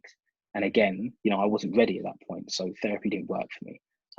It made me very angry. It made me frustrated. And I think, maybe looking back now, I might have been the person that I spoke to, because at first, it was going very well, and she explained things to me in a unique way. She said, "You're going through grief as if someone's died, but it's even harder for you because you know that they haven't. You're just not able to see them." And that was just it was just so tough. And then we kind of had a little dispute, because she kind of made it seem that it was for some reason because of me. And then I'm very stubborn, as you know. I'm very stubborn. I was like, that's it. No, that's it. I'm done with therapy. So then I took other avenues, and I started having really, really bad panic attacks, crippling panic attacks. And I don't know if anyone's had panic attack. I haven't really spoken to anyone. I've only known a couple of people really know I've had them, but it's just a rush over you, and I don't know, you feel like you're gonna die. And it was to the point where I think I was having them every evening. And it was usually extremely late at night, because where you can't sleep, you overthink, and things are working you up, and then your mind just plays and plays, to the point where you then upset yourself, and it goes further and further, and then before you know it, that's it. And I remember being curled up on the ball in my on my bathroom floor, or being curled up on my bedroom floor. Like, man, like, you can't fight the state of your mental health. Like, it's ridiculous. It really is ridiculous. I've had injuries, surgeries, whatever like that, but like, it's the damage to your mental health. It's crippling. It's it really, crippling. really is. Really, really is. So I then got help from a few people. I was on antidepressants for some time as well, just to get my the doctors advised it to me to get my serotonin at a neutral level, to then cancel out the panic attacks. So mine was literally just to put me in a neutral state, so that I can carry on with my day to day, hopefully get some sleep and stuff like that. And that helped me get back on track. And then with the court dates, and the first, as I was saying, the first court date was really, really tough, because it just didn't go as expected. So I was the applicant, and they were like, his mother was the respondee. So filled out all the forms for all that information and stuff like that, and I turn up, and his stepdad, her husband, is there, and they talk to you before you go into the room and stuff like that, before you go into the court and see the judges and stuff like that. And he's like, okay, well, I'm just gonna have to take mum and dad in here. And he was like, well, why can't I be in there? And they're like, oh, well, you're the stepfather. And they're like, well, actually, I've got parental responsibility. So behind my back, she had given him parental responsibility of my son. Wow. And that meant that you had no control over that happening. She was able to do that. No. And wow. Yeah. So from that, it meant that nothing could go ahead that day at all, because when you go into those, you have to have background checks, you have to have CAFCAS checks, you have to have all these other things that that go to the court, because they, for example, if the parents can't agree, they have to make a decision, and they need to have all the information. So they then had to do that for him. So just delays the process. Postponed. Yeah, postponed until the next day. And I mean, it was. I'm fortunate in the sense of, I represented myself, because I read up on a lot of stuff. I had a lot of people, different people helping me, because I'd ask questions and double checking stuff. And I was fortunate to have only done 3 court dates. It was dragged out. There was a lot involved, but I was fortunate in the sense that the court realised that there was no safeguarding issues. I was also very fortunate that I said to them, I'd never have an issue with my son's mother and parenting wise, and I was fortunate enough that she said the same back, that my son had no safeguarding issues. A lot of guys aren't as fortunate as that, and they fall prey to the system in the sense of like the mother can lie. And this isn't, I'm not here bashing women or bashing mothers and stuff like that, but these things happen. It's facts. I think it's I think that's really important. And I think it's like, look, we're not here shaming or trying to portray your son's mother as this like evil witch. This is not like a witch hunt. This is not like this. What this is trying to get across is, some people listening to this will have children, and imagine not being able to see your child that you might be looking at right now, or you've just put to bed or dropped off at school, for near on 3 years. You know where they are, you know where they are, but you can't go there. You've got, no right to be there. And I mean, touched on your panic attacks. I remember actually, when we went out, and I had absolutely no idea. I mean, you didn't do it in front of me. We sort of came home, you disappeared, and it was like the next day. I remember just being like, something not right here. Like, I never had seen that side of you in 16 years. And I think that shows that even in a friendship as like tight as ours, or that people assume like tight relationships, like you can talk to people every day, but not really talk to people every day. Yeah, exactly. But sorry to obviously cut you off. So when you reached out to the people for support who are obviously helping you, and you're getting advice because you represented yourself, was that a particular person? Was that an organization? So there are a lot of different organizations out there, and a lot of different people just offering help. The internet is an amazing thing. You can Google it and you speak to people, and as unfortunate as it is, there will be someone who's gone through the same situation as you.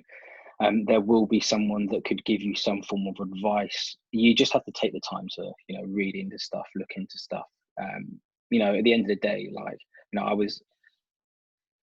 I'd be there doing these things and reading and stuff like that, and my dad would be there like, it's going to be worth it in the end, like just do it. Yeah, just do it. Just get this stuff, get these forms done, get all this done. Like, I know I'm on about like 30 something plus page documents and things like that if you fill out wrong, it comes back to you. Like, it's a lot, because if you think about it, it's the protection of a child. So but there are things on there, there's stuff on YouTube, and just reach out to people. I was on Facebook the other day, and you can put charities as for like your birthday. Yeah, I've seen that recently. People doing that. And there was a friend that I hadn't spoken to in years, and she had a charity for helping fathers, and I donated, and then she was like, "Oh, thank you so much for your donation." I was like, "No, it's close to my heart. Anytime." And then she was like, "I hope you don't mind me prying. What do you mean it's close to your heart?" And it turned out that I think it's her fiance was going through the same situation, but with 2 kids. And he was in court, attempting to go to court, and they ended up asking me for some advice. So if anyone is going through it, or is in that process, or just ask people, get someone else to support you there, because you don't have to go through it alone. And I did that for a long period of time, and I suffered for it, and there's no 2 ways about it. And part of that is my personality, but other part of that is just because you're ashamed of it. I was, the biggest thing for me, I was ashamed about ever, because a lot of people don't know that I actually didn't see him for some time. But the biggest thing I was ashamed about was that someone would think that I've done something wrong to him. That they would judge me and be like, "Oh, he must be a bad father." Like he must have done something wrong. And for that, I just kept it to myself. But sometimes, you know what, things don't work out with people, you know, a relationship, you know, the happiness, the friendship. Sometimes things just don't work out, and there can be no, like, it was hard for me because I'm a very logical person. You know, I work with numbers and stuff like that. Like, and I couldn't make sense of the situation, and I was just playing it over my head. I'm thinking, I'm good to him. But that's my son. Why Mm. can't I see him? And you know, you end up beating yourself up a lot about it. But you know, as you said to me, you know, a problem shared is a problem half, and it really does that, and it really can help you propel you to the next level, because there may have been something that you've just not even thought about. You know, someone can give you a certain specific type of advice, or make sure you do this, or, you know, have you ever thought of doing that? And you can think, oh, why didn't I think of that? And it really can help you, but you just have to be willing to, you know, accept that help.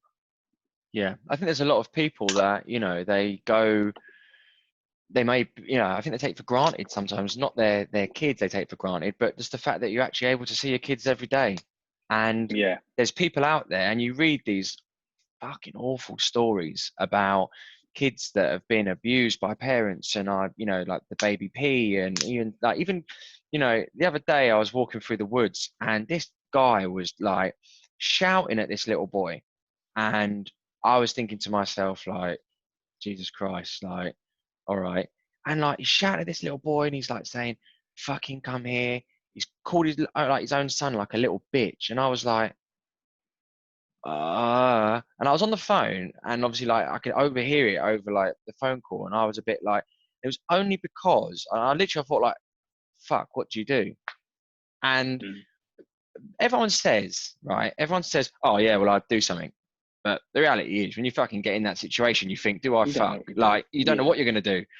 And I was trying to, you know, think, fuck, what the fuck do I do? Like, this is fucking awful. And it was only because when I like turned around, there was like the mum coming down like sort of the path as well. And she was going like ballistic at the dad and being like, don't talk to him like that. And that I was like, it's people's family, like, you don't get involved. Like, who am I to comment? Like, you know, but Yeah. it must be so hard when you see people that you might think, or they are like abusive parents, and you've just tried to give the best for your son, try to be there for him whenever you can, and for no real grounds you just get shut out. Like, it's just awful. I truly think it's awful, and I respect you so much for how you've been so honest, because I didn't even know some of the stuff that you've said, and I'm not just saying that because we're doing this. Like, I knew you went through it, of course I did, but you know, but I didn't know to the extreme that you did. I'll be honest, Mm. I didn't. And I look back at that just as much sometimes as a friend with regret, because I think I used to message you occasionally and be like, how's it going? And then you would be like, oh yeah, like still trying to sort it out, doing the paperwork and da da da da da. And I was like, all right, okay. And I probably never asked you again for 6 months. And I look at that and go, fucking hell, what sort of like friendship is that? Like, you're like your best mate's trying to get his son back, but you just, because you, again, we spoke every day, but because you didn't talk about that, it was almost like, not that you forget, but it just naturally gets pushed. Like, you know, I'm not trying to justify what I did or anything like that, but I think it just shows you like people have such things going on, and they might have seen you in the meantime, like on a night out with a friend's birthday, or that like, you live in your life. They might have seen you go on a stag do or a holiday, and they're like, oh yeah, he looks fucking sad. But Yeah. don't know what that person's going on. Like, people's life when they're going through shit, it doesn't stop. Life doesn't No. stop. And Like, let's, you and the know, thing is, it's kind of like what you were saying. And for me personally, that was enough for me. I needed to keep business as usual. I needed to keep busy. I needed to, you know, just, you know, us to talk daily like it was normal, sending memes, ban out Instagram, etc., everything like that. Because, you know, if I had other people pitying me and feeling sorry for me, then I don't think I would actually manage to get the end result as I did. I needed to keep, because the thing is, I already knew myself that it was going to be one, an uphill battle, and two, it was going to take some time. There was no two ways about. mm, So if I was just moping around for excessive amounts of time, I would have never got anywhere. So I needed to keep it business as usual. And this is just me. And to be fair, I feel like you read the relationship that we have. That's what I needed. And I can be perfectly fine and happy and spend time by myself. Like I'm very confident in my own company. So that's just me. And you knew that. And I could be the happiest person. And someone's like, oh, I haven't heard from you. You're right. I'm like, yeah, I'm great. Just doing me. I'm good. Yeah, exactly. But I still needed that aspect in my every day to day to try and get there. So it's kind of like knowing yourself. If you need people with you constantly, or if you need, that person on the other end of the phone, or to text all the time, then get that. That's what friends are for. Like, don't like people sometimes feel bad about putting stuff on a friend, but what you got to remember is they're there for the highs, but they're also there for the lows. But and that is what a relationship is. That's why you invest so much time in someone. They're not just going to be there for the highs, they're also going to be there for the lows. So if you need someone, you got to reach out to them. And even though I personally, it was only here and there for me and you, but that's just me, but other people may need it more. So that's just what they need to do. Yeah, no, I think you're right. I think that's different people need different levels of support, and they need it from different people. Sometimes people need actually more than they think, but they're not willing to let on that they actually need it. They're just like happy thinking that they can do it. And some people can get on with stuff and other people can't. I mean, now I see, like, hopefully, and like touch wood and fingers crossed, everything seems to be sorted now with yourself and that situation. Is there obviously the courts and stuff got things in place now, and hopefully that will help you sort of put some structure back into your life, and hopefully not have to go through that again. So what is as tough as getting to the court was, being in the court, I'm fortunate in a situation where I haven't got any previous, there wasn't anything negative on my record. But even so, for some people, they do take it into consideration of what you may have done.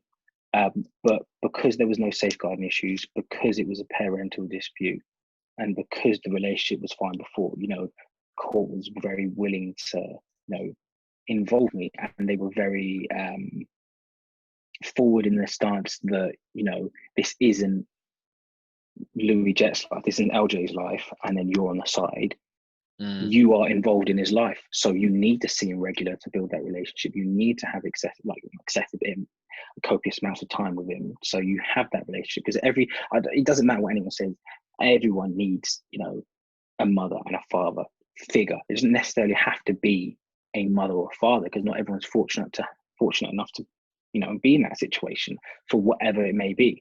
But people need that figure, and the court were very very forward with that, but pushed that completely. So I know I was very fortunate in the sense of like the judges I had and everyone in there, because they allowed me to see him straight away. And granted, building up to it, building up to having him for a few hours.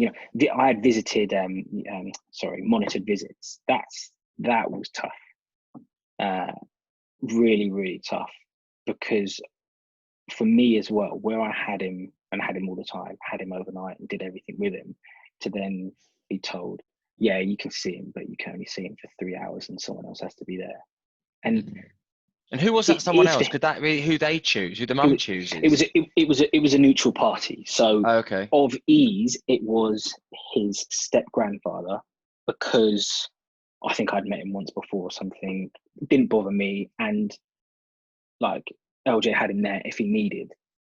So what you got to remember is the steps are in place for the child, but it's tough when, for example, he was 7, 8. We've missed 2, 3 years. That's a massive chunk of his life, and I had to constantly tell myself that this is it's a big chunk of his life that he's had without me. So whereas when I saw him, I had every memory clear as day, because not only was I replaying things, but I'm an adult and I can remember stuff from 2, 3 years ago easily. So it's really hard to to not be full on or be normal with him. Now it's different. I can't think how. I think it's now about 6-7 months. The relationship back again, so it's normal. Like I said, we get on well. We're very similar. As you saw, the other day. Yeah, But at definitely. first, it was tough because I saw everything in him. I saw everything we had. I saw everything, but I couldn't. It's overwhelming for a child. And I remember a couple of times I picked him up, and he was coming back with me, and he was a little bit upset because he knew, like, he's a child, like he had that anxiety. And I always remember he used to love going for breakfast in this one place. So, I took him for breakfast, and before you know it, he's back to normal, and he's asking, "Can we go home now?" and stuff like that. So Yeah, it really is. You just got to remember each step, and what it's there for. It is like if any guy going through it and then gradually building up to seeing their kids again, it's tough because you feel like someone's dictating to you how you can and can't spend time with your children. I felt like yeah, you feel like a wrong un, if you know what I'm saying. You feel like, yeah. so and Like you so's can't be there, and trusted with your own kids. exactly. So that was tough, but it is, it's in place to make sure that the child has the best transition possible. And you've just got to remember, you keep reminding yourself, and it will be tough. But I mean, I look back now on the time where I didn't have him, or even when I first got him back, and I think, man, I've come a long way, and everything else starts to fall in place as well. So yeah, it's just, you just got to remember the process. That's what it is. A lot of people want the end product, but you've got to remember there's a process to everything as well. Yeah, definitely. I think people, and that's sort of what I was touching on with when you listen to podcasts or stories of what they say to be successful people, like you told me, like they show you them at the end. They don't Yeah, really show you the process because no one really seems to care until you get there.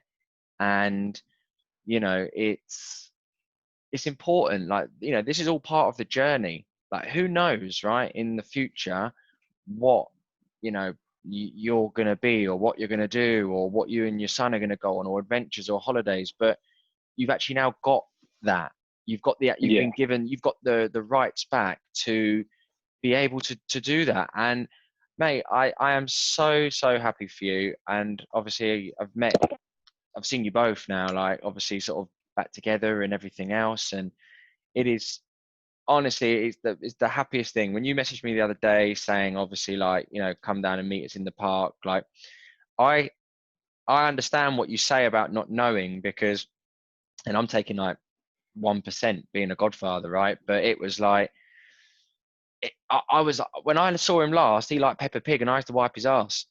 And like now, yeah, you joke, but that yeah, was like, yeah, the picture of him that I've got in my house is his first day at school, where like his shorts are by his ankles, and it's just like, yeah, And then I go and see him on Saturday, and he's asking me like, "Oh, so like, you game, like, you playing Fortnite?" And I'm like, "What? Like, what do you mean?" Like, he's like, "Are you gonna put something in the bin?" I'm like, "I'll do it," and he's like, "I can do it," Like, he talks to me like he's not a baby, and I'm like, "Yes, I get it," like, because that's my yeah, last memory, so I can completely understand what that must have been like, but.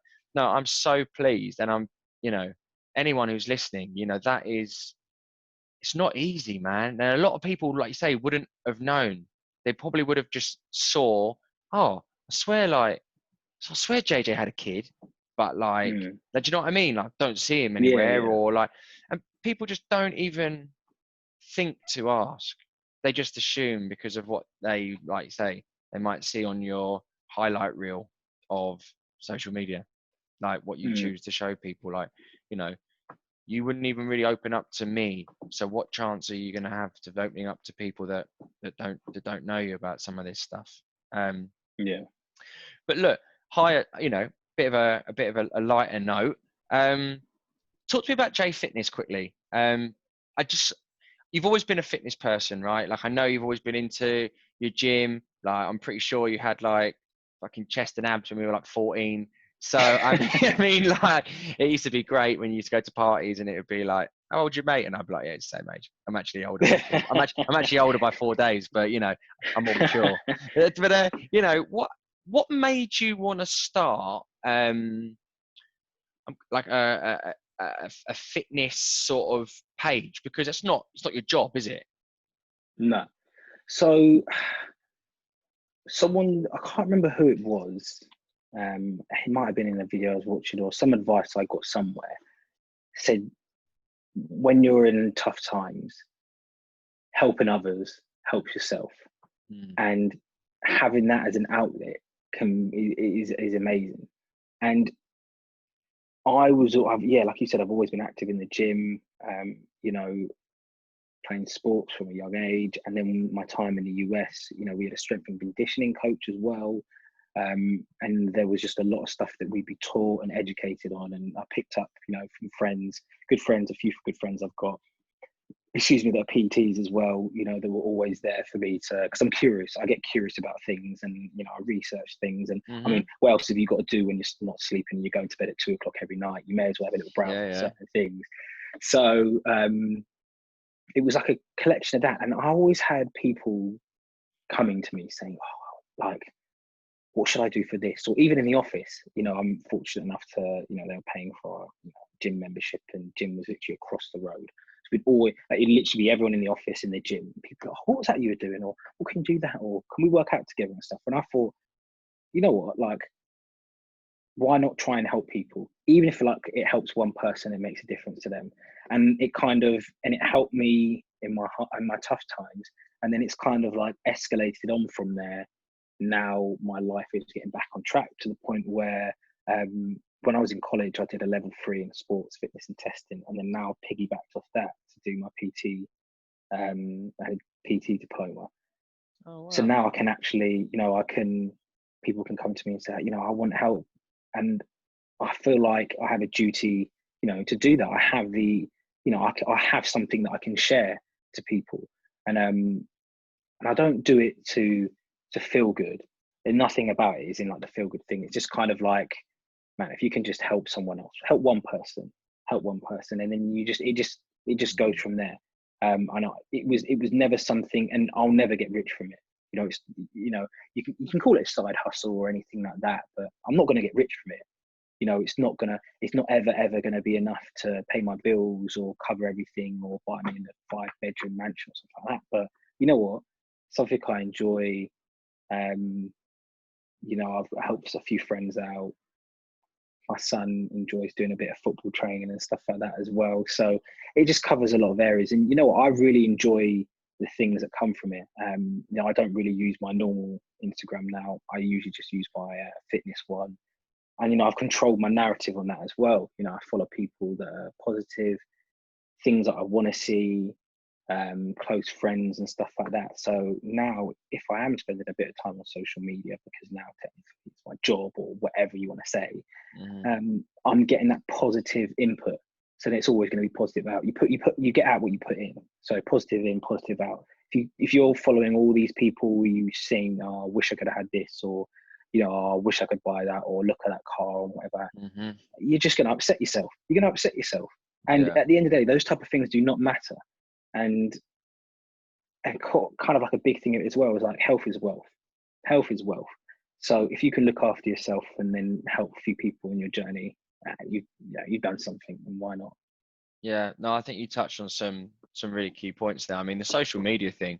I remember, like, you know, when I say I'm going through a bad time, like, I would say I'm in that now. Like, just because I'm having these conversations, is I'm not sitting here for 1 second preaching, saying this is how you do it, by the way. Like, what I'm trying to do is show people that, like, I'm not in the best place personally, but by talking, like, over the last few days, just talking to people, like, has helped so much. And social media, I used to always follow those personal shoppers, like, you know, the trainers and the tops and all that stuff. And I think I followed over 50 of them.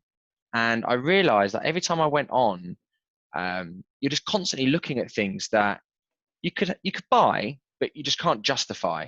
Like, you don't need them, but you're constantly made to feel like everyone you look at is wearing them. And then you're very aware now of what the price is of things. So you see people and it's like, oh, he's wearing a £500 t-shirt. Not, he's wearing a X designer t-shirt. You just see the value of things, right? I just Mm. stripped it all out. I took all those people out because I'm not looking to buy any of those things. I'm not looking for that at the moment. Like, or, if I need, I know those pages. So if I need something, I know I could go on there and look for it, or that particular item. But when you follow it, it's all you see. I got rid of that. I got rid of a couple of people where, it's not personal. It's just social media. Like, if we don't interact with each other, I don't like your stuff, you don't like mine. Like, that's fine. Like, it's not that deep, man. But Mm. it's amazing now when I go on Instagram, the difference that it's had, because you just see actually people necessarily that, like, at least you're half interested in, like, Yeah. it's, you've got rid of all that stuff. It's so much cleaner. Like, you might only actually have like 5 stories to watch, so because like normal people don't post every 5 seconds. So where, like, you follow all those pages, there's so many stories where you'd go onto Insta to just see if anyone's put anything up. You'd be on there for 40 minutes because you're just going through everyone's stuff, like 12 pages of each clicking. But like now, it's like, I look at 5 people and then I'm like, oh, I don't use it anywhere near as much. And Yeah. the point you made about sort of the duty, I think that's so important. Like, if you feel good or you feel you can help, like, share it. And I'll never forget what you told me about, compounding. Like, you and me having this call, right? Who knows? One person might watch this. We might get to double digits. If we get to double digits, I might try and get a blue tick. But, it's like, but if this helps one person, and then this one person either reaches out to you, perhaps struggles, or just they reach out and go, do you know what? I had no idea what you went through. Or, not even that. Even if no one, just they help someone else, and then it, like you say, that compounds so quickly. You help one person, they help one person. Before you know it, you've helped 10 people in a week. And it's like, for us, just having a real conversation, like, and Yeah. these are conversations that you can have with people in your network. Like, I'm making a point of doing all these podcast episodes of people that I know, like, or that I know of, that I could go up to and they'd be like, oh, Joey, how are you? Like, that's as loose as it's going to get, because I want people to know that there actually is quite, there's not quite, nah, fuck it. There's a lot of power and there's a lot of inspiration in just the regular people you know. Hmm. Like, it's not, these people that I am going to talk to, like yourself, like, you're not some big celeb. You're not got thousands of followers. Like, you're not, and no one is saying that you should do what this person says. What you're just showing is that there's someone here who might be able to help. It's always worthwhile getting advice or speaking to someone from someone who knows what they're talking about, or they've got experience of a topic. And the fact that you said you reached out to people, most people wouldn't do that. I didn't even want to reach out to you sometimes for fitness, because I'd be like, oh, I know you're going to tell me what I don't want to hear. Stop drinking beer. Like, and I'd be like, oh, like, but that's the thing. Yeah, that's why I wouldn't want to do Yeah. it. Like, Yeah. you don't want to do it, man. Like, everyone's like, oh, it's so good to be proud and be proud of yourself. Like, of course, it's important, man, but it's a fucking hindrance. Pride is sometimes one of the biggest hindrances. Yeah. Like, Yeah. Definitely, it can hold you back in a lot of different ways. it can be shackles just as much as it can be a boost. I think it's Mm. really great to know who you are. But it's just also all right to just not know who you are. Look, mate, I want to ask you one last thing. I'm going to ask people this. Every single person is going to get the same question at the end, because I just want to know if there's a theme. I'm not trying to push an agenda. I'm not trying to push a narrative. Just a very high level question. Tell me what you think. Give me your thoughts on social media. You know what? I don't think social media is, but you know what? It's the same thing as like, tell me your thoughts about cars. Are Mm-hmm. cars really the issue, or is it the driver? Yeah. That's how I feel. That's how I feel about it. And as well, like, you can control your narrative. You're not forced to follow certain people. You're not forced to follow certain pages. Yes, there may need to be some education on it. It's an everyday part of our life. Um, Maybe they need to be implemented in schools, but I don't think social media is as bad. You know, plenty of people make businesses, you know, people meeting people and stuff like that. Like, it's a platform to spread. Like, look at certain things going on now. You know, things can spread, whether it's bad or good, but you know, it's news given to us directly. Or, you know, like myself, I can help one person, you know, with their fitness goals or something like that. Like, I don't see it as bad. I think people need to take better responsibility with it. That's all. Mm, okay, mate. I really, really appreciate you doing this, and I have. Yeah, of course, man. You know, I've learned. One other question, actually. There's two questions, and I forgot what it was going to be. Luckily, I'm Yeah. not very good at editing, so I can't actually like re-scratch this. So I apologize. You spoke about things today that you probably haven't spoken Mhm. about out loud, let alone to anyone, let alone potentially who's going to be unknown, because who knows going to watch this video, right? Mm. Just for people thinking about whether they, you know, they're still unsure about talking or the power of it. How do you feel now after just talking your story for maybe potentially the first time out loud? So you know what? I had a lot of. I can talk to anyone in front of anyone. Big groups have done it before, stood out, whatever like that. And I don't get nervous. Talking's talking. But about this, I'm not gonna lie, I had a lot of fear. Like, mate, I had my thumb over your chats to be like, well, I don't know if I can do it tonight. Like, I had a lot of Trust me, fear, and man. you know what? It as gradually as we've gone on, and what we've been going for, what, a couple hours now or I something. think so. I don't even Um, know if I can. I don't know. Yeah, probably about yeah. just an So, hour and a half, 2 hours. and you know, it's kind of like, it's cliche, but you know, weight lifted off your chest. You know, you do feel a lot better. I feel more myself. You know what I'm saying now. It's kind of like it just brought me back to a point of where I just feel soothed, if you know what I'm saying. I feel better within myself for it. Good. And that's the thing, man. That's what I want people to know is that, do you know, if there's people that watch this and they don't really, you know, and there's a difference between hearing and listening, man. If people want to hear it but not want to listen, if people can listen to that and still maybe form like, everyone's going to have an opinion, right? Opinions are like arseholes. But if you're going to listen to people and still try and judge without knowing the full story, then I'll keep my opinion to myself. But I think you need to look at Yeah. yourself a bit harder, like, you know. Mm. But mate, honestly, thank you so much. And yeah, I will have the next guest coming up talking about more just real life regular topics. I hope you've enjoyed. I hope you found it interesting. Please do feel free to reach out to JJ. I will tag him on the story. And like you say, reach out if you feel affected. Feel free to leave a comment if you feel it's necessary. All right, take care and have a good evening.